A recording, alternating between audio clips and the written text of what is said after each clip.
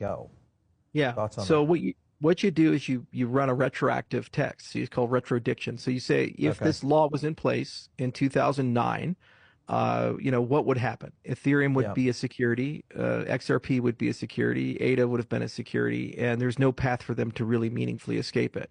And there's no court that's going to decide because the law is now on the side of the Right. SEC. During the time of Okay. the XRP litigation, the law was ambiguous, and so they were able to kind of split the baby, and the primary sales were security, but the secondary market wasn't.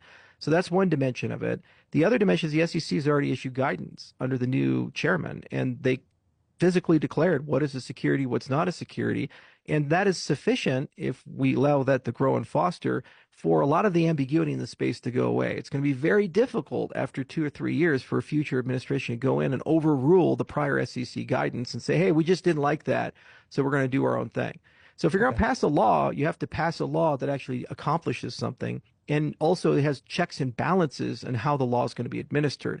In a video I did, which I highly recommend you check out, I found 4 separate attack vectors in the current bill as written that a adversarial SEC could use to make something a security forever and never allow it to become a commodity. So Interesting. when you have those structural problems in the law, you don't really want to pass it as it is because you already know how to weaponize it.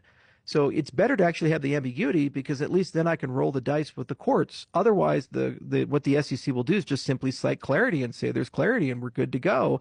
And what'll end up happening is there'll be a wealth transfer from new projects to old projects. Why Brad is so for this is XRP and ADA and other things. We're exempt.